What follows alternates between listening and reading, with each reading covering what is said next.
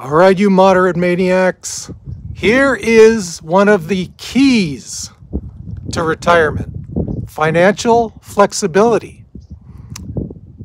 It's a big one.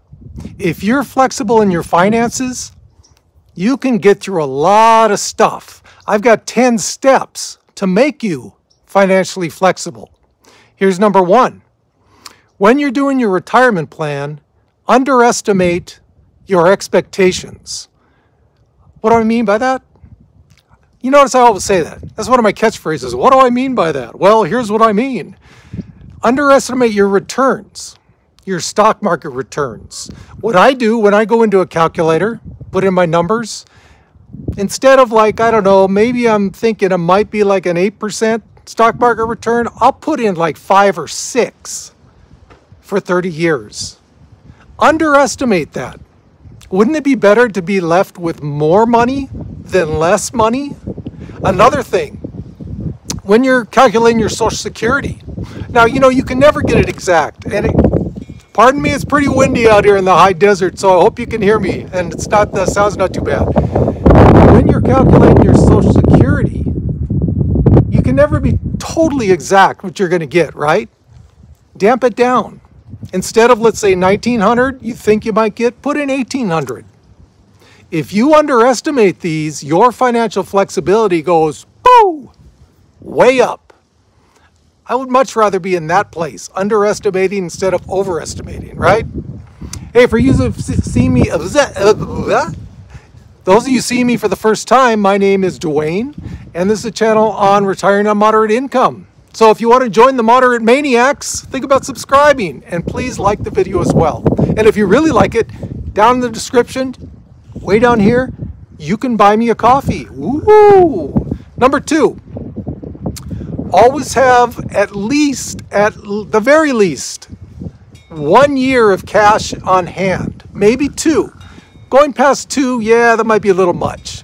But I'll tell you what, I had 2 years when I first retired in August of 2021, and it saved my bacon, baby, from sizzling, because I ran into sequence of returns risk really quickly in 2022. So I did have to dip into my retirement a little bit, but I also had cash on hand to help me out so I wouldn't have to take those big dips out of my retirement accounts. So the worst thing you can do when you're in a down market is take out a lot out of your retirement accounts. Having a year or 2 of cash on hand gives you that flexibility so you don't have to. Number 3, what I do is, as I've said many times in my videos, I go by the 4% rule as far as like withdrawing from my retirement accounts. You know what? Instead of withdrawing 4%, what if you could draw like 3.5? You know? What about even 3? You could try that. See if that works for you. What does that give you? Financial flexibility, baby. That's where it's at. So, you know, wouldn't you rather be below 4% than having to withdraw like 5%? You can't keep that up. Luckily for me, with my YouTube income, I didn't have to withdraw anything in 2023. So my first year that I withdrew was a little above 4%, 4.1 maybe. Average that out over the second, I brought it way down for those 2 years. Number 4, pay off your credit cards monthly so you have no balance. What does that do? Hey, if you have an emergency, there you go. There's your money for the emergency, right? Gives you that flexibility. If you're all maxed out on your cards, guys, what happens if you run into something big and you have no emergency reserve in cash? Pay off those monthly bills on your credit card. Monthly. Number 5, imagine a worst case scenario. Okay, let's say, I don't know, markets just tanked for 5 years straight. Okay, let's say, you know, you lost your house. Are you going to be okay after that? Are you going to still be able to make ends meet after that? Do a worst case scenario, you know, just spreadsheet. See if you're going to be okay with that. You might have to scrimp for a couple years to get out of that hole, but will you be okay? Will you have to sacrifice more than you think you might have? Will it be still comfortable to you? It might not be comfortable. It might be uncomfortable. But if you're still going to be okay after that worst case scenario analysis, that's a good place to be. Peace of mind, right? So you can say, okay, things are going good now, but even if things aren't, I should be okay. I've done that before. It makes you feel good after you've run those numbers. Number 6, as I've said before, pretty recently, have an emergency/unexpected expenses account. This could be 6 months, this could be a year, whatever you feel comfortable with. So if you have to catastrophic, you're in a, I don't know, huge windstorm, rips off half your roof, you'll have the money there to replace that without really taking a dent out of your retirement accounts. Financial flexibility, that's where it's at. If you can build that, do you like that? What in the heck was that? I have no idea. If you can build that flexibility into your overall retirement plan, that's a good place to be. Number 7, when you do your budgeting, and like I said in videos before, I like to do the bottom up, which is every month my expenses, as opposed to the top down, which is much more broad. Round up those expenses.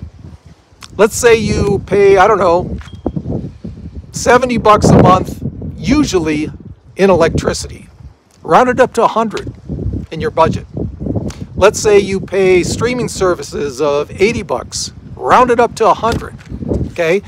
You know in the back of your mind what your real expenses are, but if you put that into your budget, it gives you the flexibility. What happens if your favorite, your Netflix goes up $20 a month? Which it could do, things are going up, man. You got that flexibility built into your budget, but it's always good to know exactly where you stand. So make a normal budget, then make it one that's a little more flexible. Round all those numbers up. If your mortgage is, I don't know, $1,300 a month, $1,320 a month, make it $1,400. All those will add up to maybe give you a couple extra $100 a month. That's in your budget. Flexibility. But again, know what your real numbers are. Number 8, and this is big. Anyone on moderate retirement, this is huge. Live below your means. Always live below your means. Is that audio okay, guys? I don't know. I hope you don't get too much static here. Always live below your means, So what if you could afford a $500 a month car payment?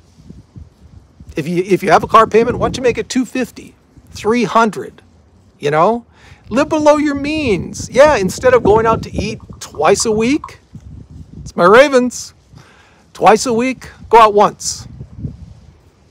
Will it be boring? Maybe at first, but won't you feel better if you know that you're living below your means? I know I sure would. Where am I at? I can't even see. Yes, I know I'm almost at the end. Can you just give me a break? Number 9. Number 9 and number 10 actually go together. Okay, now this can be somewhat controversial. All right. Number 9 is when you're doing your retirement plan, your calculations, overestimate what inflation is going to be. See how you stack up after you put that in over like a 30-year retirement plan. Okay. Now, some people will say, well, you're just building in those numbers and you're going to have too much money on hand. Wouldn't you rather have too much money at the end than not enough? This is what I do. I do 9 and 10, steps 9 and 10. I overestimate what inflation is going to be. That gives you flexibility, right? Flexibility is key. Number 10, going along with inflation, is when, you know what, I can't even read my notes. What is this? Oh, okay, yes, I know, I'm not blind. Overestimate your taxes. I do the same thing. Luckily, I've been able to, in retirement, stay in a 12% tax bracket because I've kept my income low. I don't calculate 12% as my tax bracket. I bump it up to like low 20s. All right. Now, again, I know this is controversial. Some people will be saying, well, you're not optimizing, the money that you can spend. True. But I'm flexible. Again, I'd rather have too much money than not enough, okay? You guys give me your comments. Let me know if you're doing any of these steps. Let me know. I'd love to hear from you. If it's controversial, let me know you disagree with me. And as always, guys, from the windy high desert, hope you could hear me in this, we got this.